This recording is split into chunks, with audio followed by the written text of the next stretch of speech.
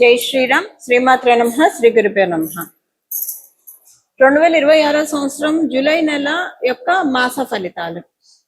ఈ జూలై నెలలో గోచారంలో ఉన్న గ్రహ గమనాలు ఏ విధంగా ఉన్నాయి? వృషభ రాశిలో మంగళ సంచారం ఈ మాసం మొత్తం కూడా మంగళ సంచారం వృషభ రాశిలో ఉంటుంది. రవి సంచారం మిథున రాశిలో 16వ తారీఖు వరకు కూడా మిథున రాశిలో రవి సంచారం ఉంటుంది. 17వ తారీఖు నుంచి ఆయన కర్కాటక రాశిలోకి ఆయన సంచారం సాగిస్తారు. అప్పుడే మనకి ఇంకా దక్షిణాయన పుణ్యకాలం కూడా ప్రారంభం అవుతుంది. అప్పటి నుంచి బుధుడు వక్రగతిలో ఉన్నాడు కాబట్టి ఈ నెలలో ఆయన సంచారము కర్కాటక రాశి మిథున రాశిలో ఆయన సంచారం ఉంటుంది.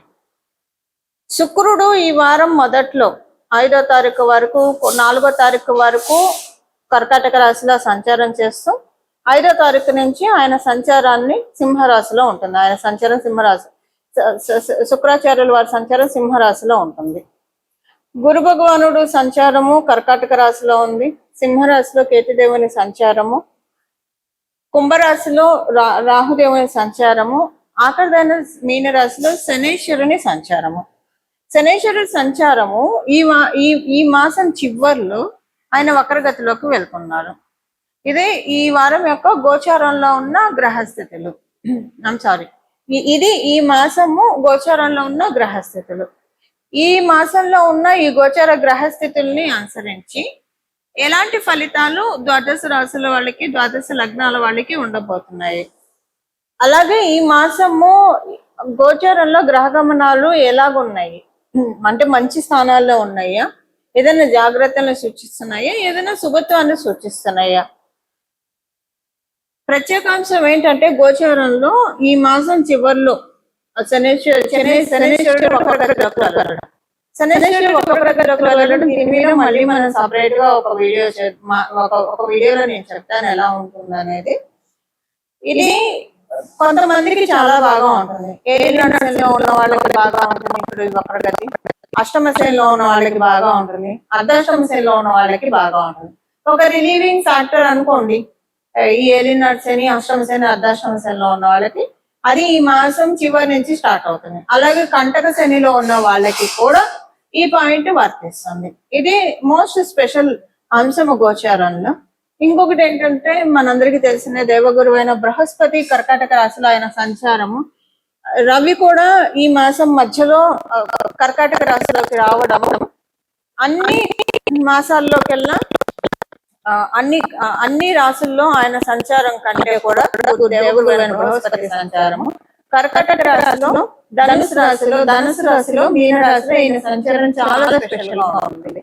ఇప్పుడు ఇది ఈయన సమక్షంలో సూర్యనారాయణ మూర్తి కర్కాటక రాశిలో ప్రవేశం అంటే దక్షిణాయన పుణ్యకాలం ప్రారంభం అవుతుంది. ఇది చాలా మంచిది.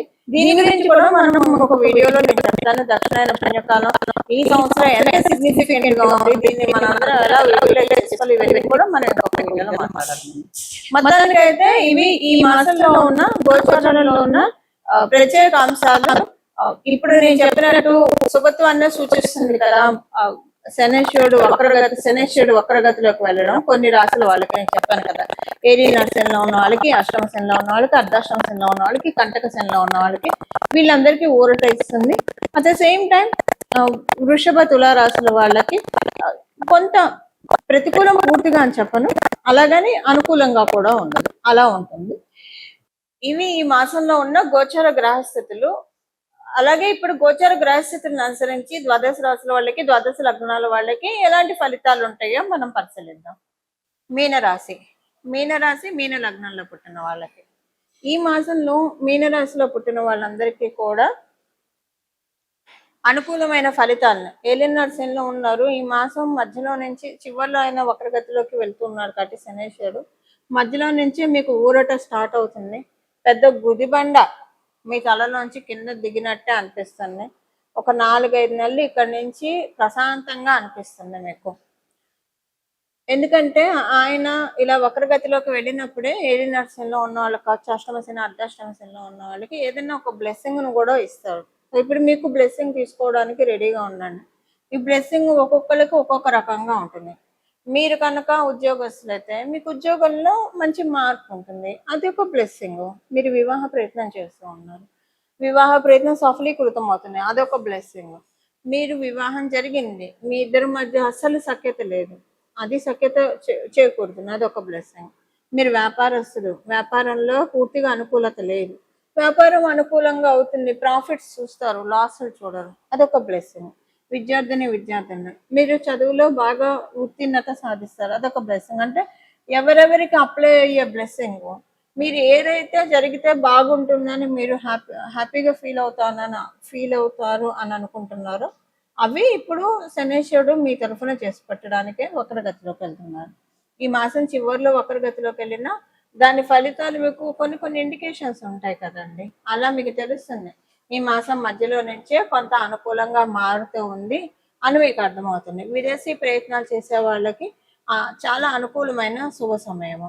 లైజనింగ్ వర్క్స్ ఇలా చేసే వాళ్ళకి కూడా చాలా బాగా ఉంది. మీరు ఏ రకమైన బిజినెస్ లో ఉన్నా కూడా ఇది చాలా అనుకూలమైన సమయంలో మీరు ఉన్నారు.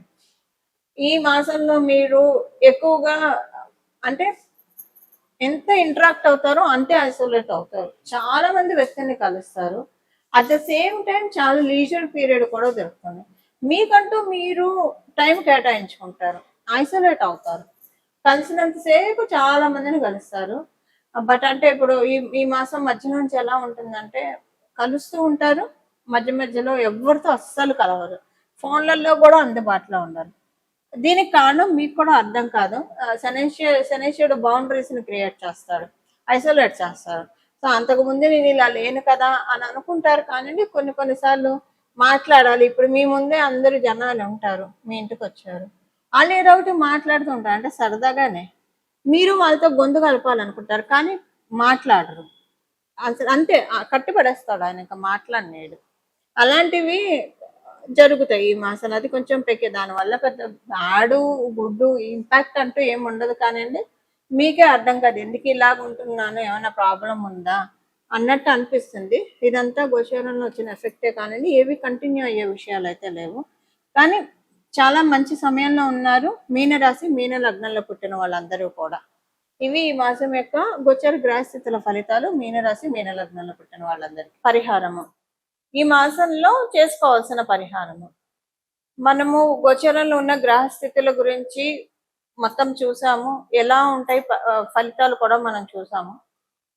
ఇందులో శనేశ్వరుడు వక్రగతిలోకి వెళ్ళడము ఒక చాలా మంచి విషయము. అంటే వక్రగతిలోకి ఆయన వెళ్ళేది కుంభరాశిలోకి అవ్వడం వల్ల, అంటే కుంభరాశి వైపే కాబట్టి ఇది ఒక మంచి విశేషాంశము. అందువల్ల దీనిలో అన్ని బ్లెస్సింగ్స్ తీసుకోవడానికి, శనేశ్వరుడి బ్లెస్సింగ్స్ తీసుకోవడానికి, అందున ప్రత్యేకించి ఏలినాడు శని ఉన్న వాళ్ళు, అష్టమ శని ఉన్న వాళ్ళు, అర్ధాష్టమ శని ఉన్న వాళ్ళు, కంటక శని ఉన్న వాళ్ళకి ఇప్పుడు అది ఎవరెవరో నేను చెప్తాను. ఏలినాడు శనిలో ఉన్న వాళ్ళు ఇప్పుడు కుంభరాశి, మీనరాశి వాళ్ళకి ఏలినాడు శని ఉంది, కుంభరాశి వాళ్ళకి ఏలినాడు శని ఉంది, అలాగే మేషరాశి వాళ్ళకు కూడా ఏలినాడు శనిలోనే ఉన్నారు. అర్ధాష్టమ శనిలో ఉన్న వాళ్ళు ఎవరు? ధనుసు రాశి వాళ్ళు. అష్టమ శనిలో ఉన్న వాళ్ళు సింహరాశిలో ఉన్నవాళ్ళు. కంటక శని ఎవరికి ఉంది? మిథున రాశిలో ఉన్న వాళ్ళకి. సో ఈ రాశుల్లో ఉన్న వాళ్ళకి కావచ్చు, లేదా ఇప్పుడు నేను చెప్పిన రాశులు లగ్నాల్లో ఉన్న వాళ్ళకి అష్టమ శని, అర్ధాష్టమ శని, ఏలినాడు శని, కంటక శని ఇవన్నీ ఉన్నాయి. ఇది దీంట్లోంచి ఇప్పుడు బయటపడటానికి మంచి సమయము. అంటే తర్వాత ఇప్పుడు ఏలినాడు శని కుంభరాశి వాళ్ళకి అయిపోతుంది అనుకోండి నెక్స్ట్ ఇయర్, కానీ మీనరాశి వాళ్ళకి ఉంటుంది, మేషరాశి వాళ్ళకి ఉంటుంది, తర్వాత నెక్స్ట్ ఇయర్ వృషభ రాశి వాళ్ళకి కూడా స్టార్ట్ అవుతుంది. ఇది ఏంటంటే దీంట్లోంచి ఇంకా మీనరాశి వాళ్ళు, అంటే అర్ధాష్టమ శని, అష్టమ శని ధనుసు రాశి వాళ్ళకి, సింహరాశి వాళ్ళకి కూడా అయిపోతుంది, కంటక శని మిథున రాశి వాళ్ళకి అయిపోతుంది. సో మేజర్ గా మీనరాశి వాళ్ళకి, మేషరాశి వాళ్ళకి ఇప్పుడు ఇది ఒక మంచి ఆపర్చునిటీ అందరికీ కూడా. ఇప్పుడు శనేశ్వరుడు యొక్క అనుగ్రహాన్ని పొందడానికి ఇబ్బందులు లేకుండా, కర్మకారకుడు కాబట్టి మనకి సమన్యాయం చేసే గ్రహం కూడా, అన్ని గ్రహాలు సమన్యాయం చేసిన సాటర్న్ కొంచెం ప్రతిదీ కూడా లెక్కలు కరెక్ట్ గా తెలుస్తారు కాబట్టి మనం చేసుకోవాల్సిన శనేశ్వరుడికి సంబంధించిన పరిహారమే చేసుకోవాలి. దీనికి బెస్ట్ థింగ్ ఏంటంటే మీకు మీ ఇంటి దగ్గర ఏదన్నా భద్రకాళి అమ్మవారి ఆలయం ఉంటే ఆలయాన్ని దర్శించి రావడము, అలాగే విష్ణుమూర్తి ఆరాధన లేదా పరమశివుడికి ప్రతిరోజు సాయంత్రం పూట ఈ మాసం మొత్తం కూడా చేసుకోవడము లేదా మీరైనా సరే అభిషేకం చేసి రావడము, ఈ మూడిట్లో ఏదైనా చేయవచ్చు. అసలు ఇవేం చేయలేమని అనుకున్న వాళ్ళు ప్రతిరోజు మీకు ఏ గుడి కుదిరితే ఆ గుడికి చెప్పులు లేకుండా కాళ్ళకి వీలుంటే, మీకు అవకాశం ఉంటే కనుక కాళ్ళకి చెప్పులు లేకుండా వెళ్ళి దర్శనం చేసుకున్నాను. అవకాశం లేని వాళ్ళు, అంటే కొంతమందికి షుగర్ ఇలాంటి ప్రాబ్లం ఉన్న వాళ్ళు చెప్పులు లేకుండా నడవలేరు. సో అలా మీకు ఆరోగ్యరీత్యా ఇబ్బందులు ఉంటే చెప్పులు వేసుకొని వెళ్ళవచ్చు. బట్ వీలుంటే ఈ మాసం మొత్తం కూడా ఏదో ఒక దేవాలయానికి ప్రతిరోజు కుదిరితే ఒకటే టైంలో దర్శనం చేసుకోండి, చాలా మంచి ఫలితాలు వస్తాయి. ఒకవేళ ఒకటే టైంలో చేసుకోవడానికి కుదరలేదు, మీరు పొద్దున సాయంత్రము మీకు ఎప్పుడు కుదిరితే అప్పుడు, సాయంత్రం అయితే మళ్ళీ స్నానం చేసి శుచిగానే వెళ్ళాలి దేవాలయానికి. ఉదయాన్నే అయితే స్నానం చేసి ఉదయాన్నే అయితే ఇంకా బెస్ట్. సో మీకు ఏ టైంలో కుదురుతుంది ఆ టైంలో మీరు దేవాలయానికి వెళ్ళడానికి ప్రయత్నించండి. ఇప్పుడు నేను చెప్పిన వీటిలో ఏదైనా చేసుకోవచ్చు, లేదా రోజు లలిత సహస్రనామం చదివినా కూడా మంచి ఫలితాలు వస్తాయి.